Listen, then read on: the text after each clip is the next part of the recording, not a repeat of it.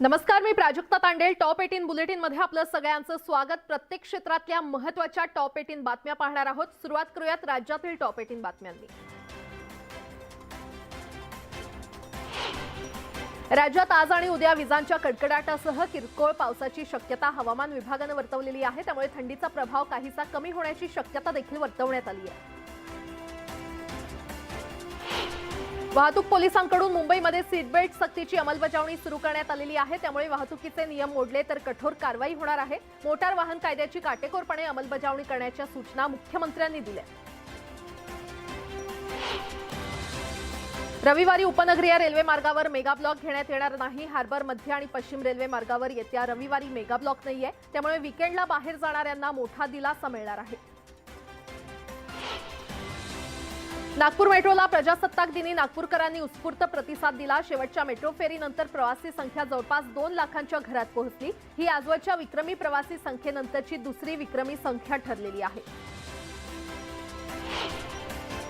Gateway of India Belapur water taxi सेवा फेब्रुवारीच्या पहिल्या आठवड्यापासून सुरू होणार आहे. मुंबई बंदर प्राधिकरणानं यासाठी नयनतारा शिपिंग प्रायव्हेट लिमिटेडला परवानगी दिलेली आहे. यानुसार सोमवारी ते शुक्रवार दरम्यान सकाळी 1 आणि संध्याकाळी 1 अशी फेरी सुरू करण्याचा निर्णय कंपनीनं घेतलाय. राज्यातील उद्योग परराज्यात जात असल्यानं विरोधक सत्ताधाऱ्यांवर तुटून पडलेले आहेत. त्यामुळे आता शिंदे फडणवीस सरकारनं टास्क फोर्सची स्थापना केली आहे. राज्यात आलेल्या उद्योगांसंदर्भात झालेले करार, इतर प्रलंबित महत्त्वाच्या विषयांचा आढावा घेण्यासाठी टास्क फोर्सची स्थापना करण्यात आली आहे. मुंबई विमानतळावर 8.5 किलो सोनं जप्त करण्यात आलेलं आहे. जप्त करण्यात आलेल्या सोन्याची किंमत जवळपास 4 कोटी इतकी आहे. हे सोनं शरीरात लपवून तस्करी करण्यात येत होतं. शाळेत प्रवेश घेताना आता विद्यार्थ्यांसोबतच त्यांच्या पालकांचं आधार कार्ड सुद्धा लिंक करावं लागणार आहे. बोगस विद्यार्थी पटसंख्या रोखण्यासाठी राज्य सरकारनं हा निर्णय घेतलाय. महावितरण 86,000 कोटी रुपयांच्या वसुलीसाठी 25% दरवाढीच्या मागणीचा प्रस्ताव राज्य वीज नियामक आयोगाकडे दाखल केलेला आहे. त्यामुळे ग्राहकांवर पुढील 2 आर्थिक वर्षांमध्ये 10%हून अधिक दरवाढीचा बोजा पडणार आहे. गेल्या 2 महिन्यांपासून बाजारात कांद्यांची आवक वाढल्यानं नवी मुंबई एपीएमसीमध्ये कांद्याच्या 190 ते 200 गाड्या दाखल झालेल्या आहेत. त्यामुळे कांदा 10 ते 16 रुपयांना विक्री होतोय. राज्यातील हवामानातील बदलाचा मोठा फटका राज्यातील साखर उद्योगाला बसतोय. त्यामुळे यंदाच्या साखर उत्पादनात 15 लाख मेट्रिक टनापर्यंत घट होण्याची शक्यता आहे. साखर कारखान्यांनी इथेनॉल उत्पादनाला प्राधान्य द्यावं असं वक्तव्य केंद्रीय मंत्री नितीन गडकरी यांनी केलेलं आहे. शेतकरी हा अन्नदाताच नव्हे तर ऊर्जादाता देखील बनावा, यासाठी केंद्र सरकार इथेनॉलवर चालणाऱ्या वाहन निर्मितीला प्रोत्साहन देणार असल्याचं देखील गडकरी यांनी सांगितलं. स्वातंत्र्याचा अमृत महोत्सवानिमित्त प्रजासत्ताक दिनाचं औचित्य साधून राज्यातील कारागृहातील 189 कैद्यांची सुटका करण्यात आलेली आहे. केंद्रीय गृह मंत्रालयामार्फत घालून देण्यात आलेल्या निकषाची पूर्तता केलेल्या कैद्यांची सुटका करण्यात आली आहे. दख्खनचा ताज म्हणून ओळखला जाणारा बीबी का मकबरा दररोज रात्री 10 वाजेपर्यंत रोषणाईनं उजळणार आहे. बीबी का मकबरा स्पष्टपणे दिसावा यासाठी रोषणाई करण्यात आली आहे. रात्रीच्या वेळी डोळ्यांचं पारणं फेडणारे बीबी का मकबराचे ऐतिहासिक सौंदर्य पर्यटकांना भुरळ घालतंय. अवघ्या काही दिवसांवर माघवारी येऊन ठेपलेली आहे. त्यामुळे अनेक वारकरी पंढरपूरकडे रवाना होत आहेत. वारकऱ्यांचे होणारे अपघात टाळण्यासाठी पंढरपूरकडे जाणाऱ्या मार्गांवर आता पेट्रोलिंग सुरू करण्यात आली आहे. बदलापूरचा राजा म्हणून ओळख असणाऱ्या स्टेशनपाडा माघी गणेशोत्सवाचं यंदाचं 55 वर्ष असून भाविकांनी दर्शनासाठी मोठी गर्दी केली आहे. यंदा मंडळाच्या वतीनं 40 फूट उंच दुर्गा मातेच्या मंदिराचा देखावा उभारण्यात आलाय. पंढरपूर माघवारी पालखी सोहळ्यातील पहिला गोल रिंगण सोहळा सोलापुरातील नॉर्थ कोट मैदानात पार पडलाय. या रिंगण सोहळ्याला अनेक वारकऱ्यांनी हजेरी लावली होती. यावेळी माऊलींच्या जयघोषानं परिसर दुमदुमून निघून गेला. प्रजासत्ताक दिनानिमित्त ब्रिटिश काउन्सिलकडून देशातील 75 युवकांचा सन्मान करण्यात आलेला आहे. त्यामध्ये प्रवीण निकम आणि राजू केंद्रे या 2 मराठी तरुणांचा सन्मान करण्यात आलाय. ग्रामीण आणि आर्थिक दुर्बल घटकातील युवकांना उच्च शिक्षण मिळण्यासाठी हे दोघंही काम करतात.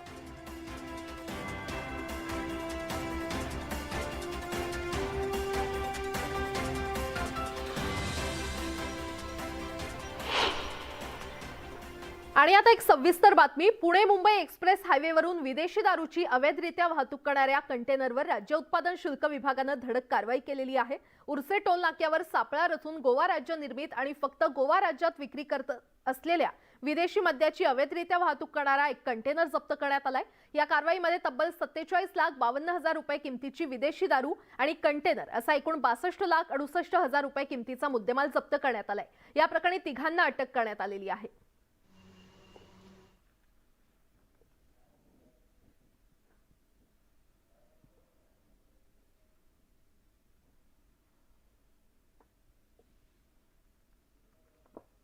करूया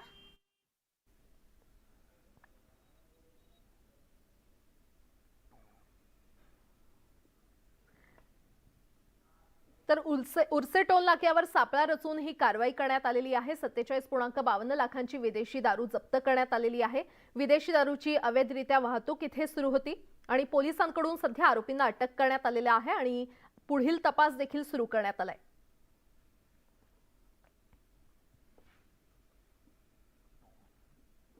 आणखीन एक मोठी बातमी। आरे इथल्या 33 एकरवर कारशेडचं काम वेगाने सुरू असून 55% काम पूर्ण झालेलं आहे। तर डिसेंबर पर्यंत हे काम पूर्ण होण्याचा अंदाज वर्तवण्यात येतोय। आरे कार डेपोमध्ये प्रशासकीय इमारत, ऑपरेशन नियंत्रण, तपासणी आणि देखभाल कार्यशाळा तसंच मेट्रो पार्किंगसाठी स्थिर लाईन असतील। कुलाबा वांद्रे सिप्स मेट्रो 3 कॉरिडॉर, ज्याला एक्वा लाईन असंही म्हटलं जातं, ही मुंबईची पहिली भूमिगत मेट्रो असेल। मुंबई मेट्रो लाईन 3 दक्षिणेकडील कुलाबा कफ परेड पासून वांद्रेपर्यंत अंदाजे 33.5 किलोमीटर पसरलेली मेट्रो सिप्समध्ये समाप्त होते आणि त्यात 57 स्टेशन्स असणार आहेत।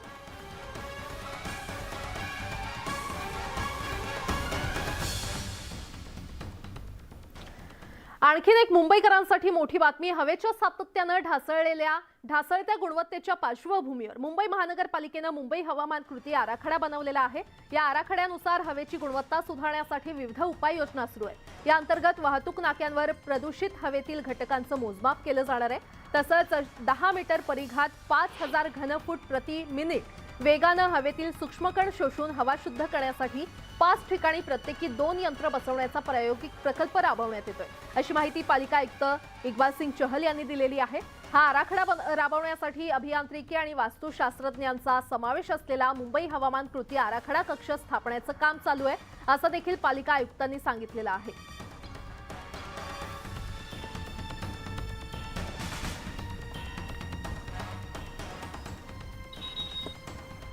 मुंबईत गेले 2-4 दिवस आपण जर बघितलं तर थंडी वाढायला लागलेली आहे आणि या वाढलेल्या थंडीचा परिणाम असा आहे की मुंबईमध्ये आपल्याला एअर क्वालिटीचा इंडेक्स हा घसरताना दिसतोय। मी सध्या मुंबईच्या दादर परिसरामध्ये आहे, जिथं तुम्ही बघतायत की लांबवरच्या इमारती या दिसत सुद्धा नाहीये, कारण मुंबईमध्ये धुरकं पसरलेलं आहे। मुंबईतल्या विविध भागांमध्ये जर आपण बघितलं तर या धुरक्याचं प्रमाण एवढं वाढलेलं आहे की मुंबईतल्या एअर क्वालिटीचा जर इंडेक्स आपण बघितला तर तो खूपच घसरलेला आहे। मुंबईतली हवा ही प्रदूषित आणि अतिप्रदूषित या वर्गामध्ये मोडायला लागलेली आहे। मुंबईतला सगळ्यात प्रदूषित भाग हा चेंबूर भाग आहे, कारण चेंबूर भागामध्ये खूप मोठ्या प्रमाणावर इंडस्ट्रीज आहेत आणि या ठिकाणी इथली हवा जी आहे ती सगळ्यात प्रदूषित हवा मानली जाते आहे।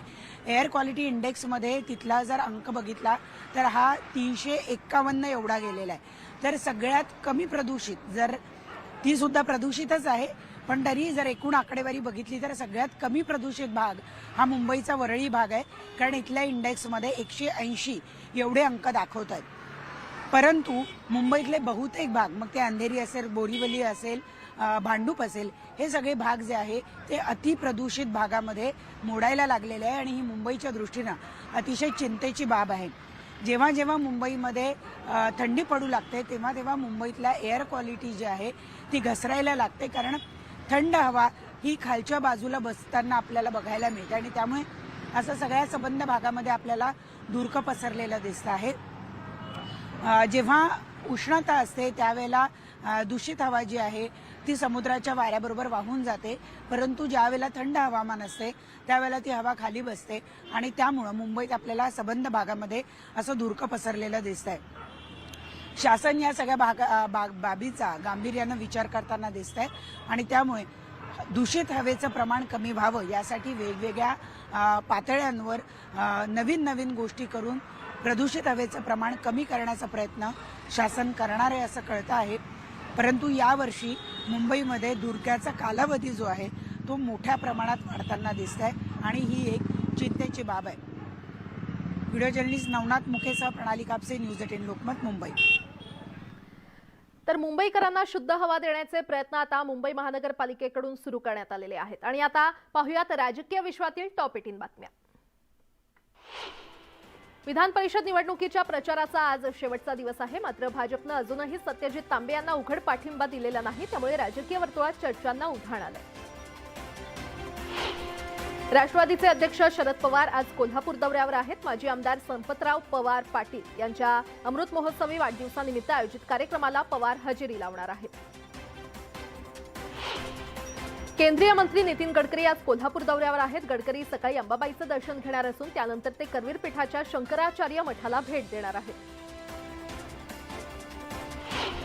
परराष्ट्र मंत्री एस जयशंकर यांच्या द इंडिया वे या पुस्तकाच्या मराठी अनुवादित भारत मार्ग या पुस्तकाचं आज पुण्यामध्ये प्रकाशन होणार आहे. कोथरूडमध्ये उपमुख्यमंत्री देवेंद्र फडणवीस यांच्या हस्ते पुस्तक प्रकाशन होणार आहे. काँग्रेसच्या हात से हात जोडो या अभियानाच्या नियोजनासाठी सोलापुरात काँग्रेस नेत्यांची बैठक होणार आहे. याबरोबरच भारत जोडो यात्रा 2 दिवस थांबवल्यामुळे युवक काँग्रेसच्या वतीनं निदर्शनं करण्यात येणार आहेत. हिऱ्याची किंमत बाजारात गेल्यावरच कळते असं प्रत्युत्तर शिंदे पक्षाच्या संजय गायकवाड यांनी उद्धव ठाकरे यांना दिलेलं आहे. एकनाथ शिंदे खरा हिरा आहेत आणि त्या हिऱ्याची किंमत राज्याला कळली आहे असं देखील संजय गायकवाड यांनी म्हटलं. खोटं जात प्रमाणपत्र असणाऱ्यांना निवडून देणार का असा सवाल आमदार यशोमती ठाकूर यांनी केलेला आहे. यावेळी त्यांनी खासदार नवनीत राणांवर निशाणा साधलाय. अमरावतीमध्ये एका कार्यक्रमात त्यांनी हे वक्तव्य केलं. महाराष्ट्र नवनिर्माण विद्यार्थी सेनेचे अध्यक्ष अमित ठाकरे आज सातारा दौऱ्यावर येत आहेत. त्यामुळे त्यांच्या या दौऱ्याबाबत मनसेच्या कार्यकर्त्यांमध्ये उत्साहाचं वातावरण आहे. संध्याकाळी 6 वाजता त्यांचं साताऱ्यामध्ये आगमन होईल. केंद्रीय अर्थ राज्यमंत्री भागवत कराड यांनी औरंगाबादच्या वाळूजमध्ये उद्योजकांशी संवाद साधला. शेंद्रा ते वाळूज MIDCला जोडणाऱ्या 23 किलोमीटरच्या ब्रिजचा DPR तयार झाला असून ब्रिज लवकर कार्यान्वित करण्याचे प्रयत्न सुरू असल्याचं भागवत कराड यांनी यावेळी म्हटलं. काँग्रेस प्रदेशाध्यक्ष नाना पटोलेंनी शिर्डीतील साईबाबा समाधीचं दर्शन घेतलं. यावेळी मंदिरातून बाहेर पडत असताना पटोले आणि खासदार प्रीतम मुंडे समोरासमोर आले होते. यावेळी पटोलेंनी प्रीतम मुंडेंच्या तब्येतीची विचारणा केली. माजी लोकसभा अध्यक्ष सुमित्रा महाजन यांचं नाव महाराष्ट्राच्या राज्यपाल पदासाठी चर्चेत आहे आणि याच पार्श्वभूमीवर माहेरचं पालकत्व स्वीकारायला आवडेल असं महाजन यांनी म्हटलेलं आहे. त्या डोंबिवलीमध्ये आयोजित कार्यक्रमात बोलत होत्या. सांगली शहराला पुणे बंगळुरू महामार्गाला जोडणारा पेठ सांगली रस्ता हा गेल्या अनेक वर्षांपासून रखडलेला आहे. त्यामुळे केंद्रीय मंत्री नितीन गडकरी यांनी रस्ते काम करणाऱ्या ठेकेदारांना सज्जड दम भरलाय. पार्थ नाराज असून ते राष्ट्रवादी सोडणार असल्याची चर्चा रंगली होती आणि यावर आता रोहित पवार यांनी जोरदार प्रत्युत्तर दिलंय. पवारांमध्ये अजिबात लक्ष घालू नका, तुम्हाला पवार कळायचे नाहीत असा टोला रोहित पवार यांनी लगावला.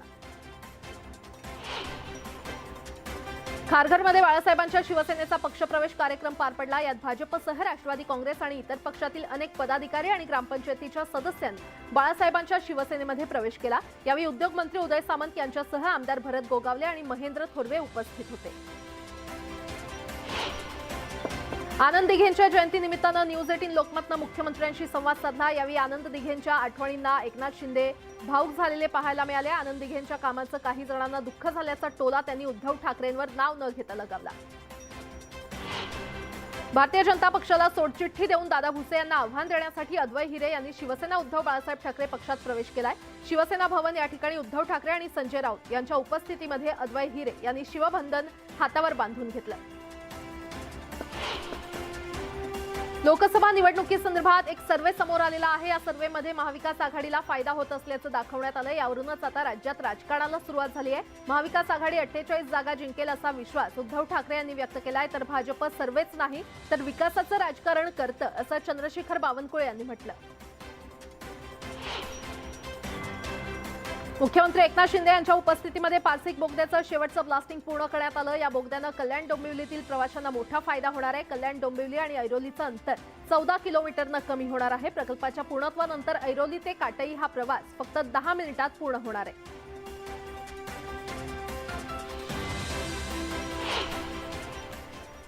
आणि आता हिंगोलीमधून एक मोठी बातमी। हिंगोलीतील शासकीय पॉलिटेक्निकच्या प्राचार्याला मारहाण प्रकरणी अखेर आमदार संतोष बांगर यांच्यावर गुन्हा दाखल करण्यात आलेला आहे। शासकीय कामात अडथळा आणल्याप्रकरणी हा गुन्हा दाखल करण्यात आलाय। सरकारी कर्मचाऱ्याला शिवीगाळ मारहाण प्रकरणी आमदार संतोष बांगर यांच्यासह पॉलिटेक्निकमधील 3 ते 4 महिला प्राध्यापिका आणि पुरुष प्राध्यापकासह अंधार तर कार्यकर्त्यांविरोधात देखील गुन्हा दाखल करण्यात आलेला आहे।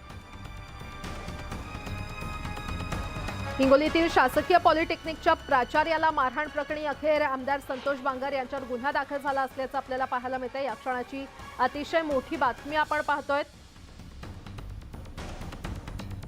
अधिक माहिती देत आहेत आमचे प्रतिनिधी मनीष खरात आपल्यासोबत जोडले गेलेले आहेत। मनीष, आमदार संतोष बांगर यांच्यावर अखेर गुन्हा दाखल झालाय, काय सविस्तर अपडेट? नक्कीच प्राजक्ता, आपण जर पाहिलं तर 2 ते 3 दिवसांपूर्वी आमदार संतोष बांगर यांनी हिंगोलीतील शासकीय तंत्रनिकेतनाच्या प्राचार्यांना मारहाण केल्याचा एक व्हिडिओ व्हायरल झाला होता आणि त्यानंतर राज्यभरातून आमदार बांगर यांच्यावरती विरोधकांकडून मोठी टीका झाली होती। ही घटना जी आहे ती 18 तारखेला घडली होती। काही महिला प्राध्यापकांना प्राचार्य हे मानसिक त्रास देतात अशा प्रकारची तक्रार आमदार बांगर यांच्याकडे झाली होती आणि आमदार बांगरांनी या प्राचार्यांना जो काही तो प्रकार आहे त्या शासकीय तंत्रनिकेतनमध्ये त्यानंतर तो घडला होता असं एकंदरीत सांगण्यात आलं होतं। आणि या प्रकरणी आता काल रात्री उशिरा 3 वाजेच्या सुमारास हे जे प्राचार्य आहेत डॉक्टर अशोक उपाध्याय यांनी आमदार बांगर यांच्यासह त्यांचे काही कार्यकर्ते आणि ज्या महिला प्राध्यापकांनी अशा प्रकारची तक्रार केली होती त्या काही महिला प्राध्यापक आणि काही पुरुष प्राध्यापक देखील आहेत अशा एकंदरीत 30 ते 40 जणांविरुद्ध हिंगोली ग्रामीण पोलीस ठाण्यात काल रात्री गुन्हा दाखल करण्यात आला आहे। बरं मनीष, धन्यवाद या सविस्तर माहितीसाठी।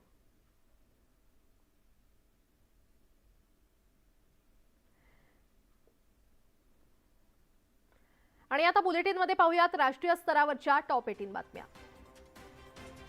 पंतप्रधान नरेंद्र मोदी आज राजस्थान दौऱ्यावर आहेत। भिलवाडा येथील मालसेरी डुंगरी येथे श्री देवनारायण भगवान यांच्या 1111व्या जयंती सोहळ्यात ते सहभागी असून मोठ्या धार्मिक मेळाव्याला देखील ते संबोधित करणार आहेत। एनसीसीच्या स्थापनेला यंदा 75 वर्ष पूर्ण होत आहेत आणि यानिमित्त पंतप्रधान मोदी करियप्पा ग्राउंडमधील एनसीसीच्या रॅलीला संबोधित करणार आहेत। केंद्रीय गृहमंत्री अमित शहा आज कर्नाटक दौऱ्यावर आहेत। कर्नाटकातील हुबळी, धारवाड आणि बेळगावमधील विविध कार्यक्रमांमध्ये अमित शहा सहभागी होणार आहेत। शाहरुखच्या पठाण चित्रपटावरून वाद सुरू असतानाच केंद्रीय मंत्री अनुराग ठाकूर यांनी पठाणवरून एक वक्तव्य केलेलं आहे। चित्रपट आणि त्यातील कंटेंट पाहिल्याशिवाय बहिष्कार घालू नये असं अनुराग ठाकूर यांनी म्हटलंय।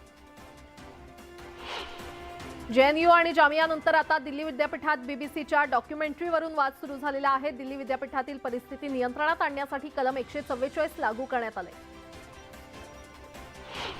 त्रिपुरा विधानसभा निवडणुकीसाठी भाजप आज पहिली यादी जाहीर करणार आहे। भाजप 50 उमेदवारांची यादी जाहीर करणार असल्याची माहिती मिळते। भाजप त्यांच्या मित्रपक्षांसाठी काही जागा सोडण्याची शक्यता आहे।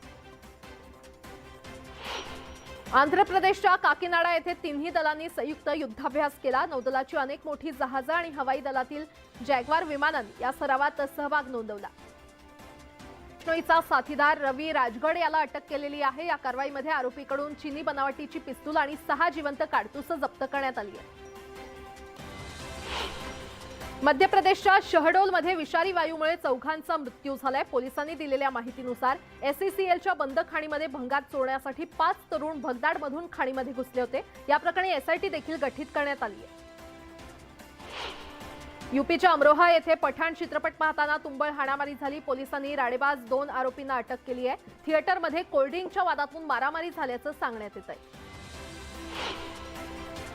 अलीगढ मुस्लिम युनिव्हर्सिटीमध्ये घोषणाबाजी करणाऱ्या एका विद्यार्थ्याला निलंबित करण्यात आलेला आहे। प्रजासत्ताक दिनी विद्यापीठामध्ये विद्यार्थ्यांनी वादग्रस्त घोषणा दिल्या होत्या। या प्रकरणी चौकशी करण्याकरता त्रिसदस्यीय समितीची देखील स्थापना करण्यात आली आहे।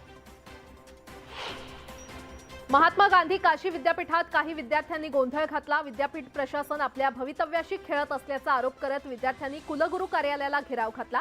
अभ्यासक्रमात विषय बदलण्याच्या मागणीवरून हा संपूर्ण प्रकार घडला। हरदोईच्या शहाबाद कोतवाली भागात भीषण अपघात घडला। विरुद्ध दिशेने येणाऱ्या भरधाव कारची बाईकस्वाराला धडक बसली आणि तो दूरवर फेकला गेला। दुचाकी स्वारानं हेल्मेट घातलं होतं, त्यामुळे तो थोडक्यात बचावला। यूपीच्या अमेठीमध्ये एका घरात 10 फूट लांब अजगर आढळल्यानं खळबळ माजली होती। वन विभागाच्या अधिकाऱ्यांनी घटनास्थळी जात या अजगराला पकडून जंगलात सोडून दिलंय, त्यामुळे घरातील सदस्यांनी सुटकेचा निश्वास सोडलाय। हिमाचल प्रदेशच्या मनालीमध्ये सतत बर्फवृष्टी सुरू असून झाडांवर आणि घरांच्या छतावर बर्फ साचलेला आहे। खोऱ्यातील वरच्या भागात सतत बर्फवृष्टी सुरू आहे, तर सखल भागात पाऊस पडतोय। ही बर्फवृष्टी पिकांसाठी खूप फायदेशीर असल्याचं स्थानिकांचं म्हणणं आहे। हिमाचल प्रदेशची राजधानी शिमलासह 6 जिल्ह्यांमध्ये जोरदार बर्फवृष्टी झालेली आहे। सर्वत्र बर्फाची चादर पसरली असून पर्यटकांना डोंगराळ भागात न जाण्याचा सल्ला देण्यात आलाय। जम्मू काश्मीरच्या डोडामध्ये बर्फवृष्टीनंतर बंद केलेले रस्ते सुरू करण्याचं काम जोरात सुरू आहे। रस्त्यांवर साचलेला बर्फ मशीनच्या सहाय्यानं हटवण्यात आलाय। सुमारे 25 किलोमीटरचा रस्ता मोकळा करण्यात आलेला आहे। जम्मू काश्मीरमधील किश्तवाडामध्ये बर्फवृष्टीचा एक व्हिडिओ समोर आलेला आहे। हिमनग तुटून नदीत पडत असल्याचा हा व्हिडिओ आहे आणि या दुर्घटनेमध्ये कोणतीही जीवितहानी झाली नाही।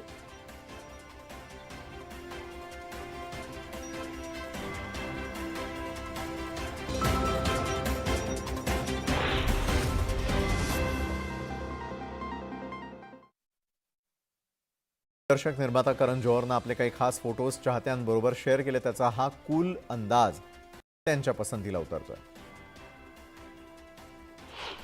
श्रिया पिळगावकरनं आपल्या इन्स्टावरती एक क्यूट व्हिडिओ शेअर केला। यात ती फोटोशूटसाठी वेगवेगळ्या पोज देताना दिसते।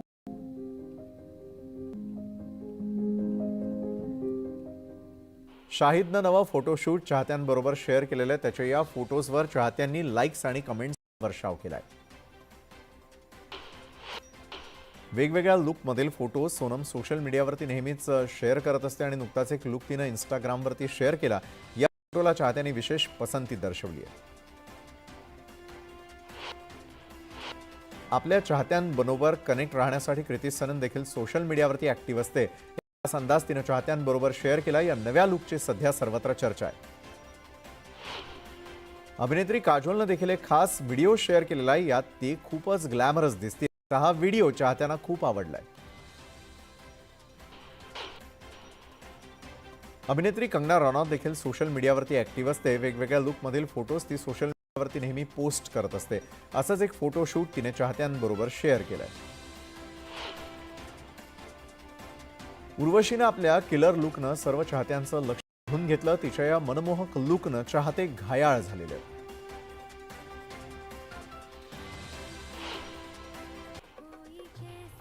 लडाखच्या बर्फाच्छादित पर्वतांमध्ये 2 महिला पारंपरिक पोशाखात घोडे पे सवार या गाण्यावर नाचताना दिसतात। मागचे चित्त थरारक बर्फाच्छादित पर्वत व्हिडिओचं सौंदर्य आणखी वाढवतात। हा व्हिडिओ व्हायरल झालाय आणि जगभरातील नेटिझन्सचं लक्ष वेधून घेतोय।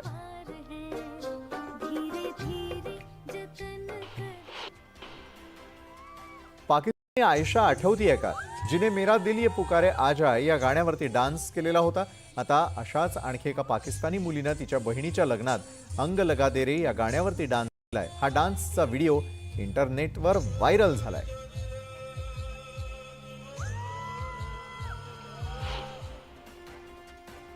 शार्क टँक इंडियाचा दुसरा सीझन सुद्धा टेलिव्हिजनवरती लोकप्रिय ठरतोय।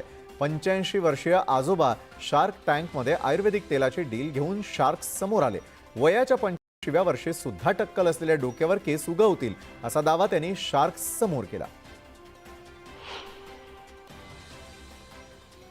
आपला मुलगा घरापासून दूर राहत असेल तर वडील थोडे जास्तच हळवे होत असतात। आपल्या मुलाला रेल्वे स्थानकावरती पोहोचवण्यासाठी आलेल्या हळव्या वडिलांचा एक व्हिडिओ सध्या सोशल मीडियावरती व्हायरल होतोय। सोशल मीडियावरती व्हायरल होणाऱ्या प्राण्यांच्या व्हिडिओना नेटकरी पसंती दर्शवतायत। 2 बैलांच्या भांडणाचा एक व्हिडिओ सध्या व्हायरल होतोय। या व्हिडिओमध्ये भर रस्त्यामध्ये 2 बैल एकमेकांना टक्कर देत भिडत असल्याचं पाहायला मिळतंय।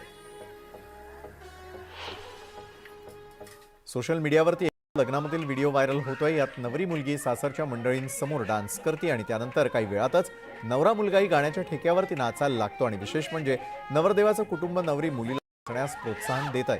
हा व्हिडिओ सध्या सोशल मीडियावरती तुफान व्हायरल आहे. नशेमध्ये असलेल्या तरुणांचा एक व्हिडिओ समोर आलाय. या व्हिडिओमध्ये दोन तरुण नशेतच लिफ्टकडे जातात. त्यांचा तोल जातो आणि ते लिफ्टवर कोसळतात. त्यांच्यामुळे लिफ्टचा दरवाजाही तुटतो आणि ते लिफ्टमध्ये कोसळतात. ही संपूर्ण घटना तिथे असलेल्या एका सीसीटीव्ही कॅमेऱ्यात कैद झाली आहे. भर रस्त्यामध्ये सेल्फी घेणाऱ्या दोन महिलांना चांगलाच धडा मिळाला. भरधाव वेगानं येणाऱ्या एका बाईकस्वारानं अलगदपणे महिलेच्या हातातून फोन घेतला आणि पोबारा केला. मोबाईल चोरीचा हा व्हिडिओ व्हायरल होतोय. सर्वात शक्तिशाली आणि वेगानं उडणारा पक्षी म्हणून गरुड ओळखला जातो आणि त्याची हीच ताकद दाखवणारा एक व्हिडिओ व्हायरल झालेला आहे. त्यामध्ये हा गरुड एका कोल्ह्याला घेऊन उडताना दिसतोय.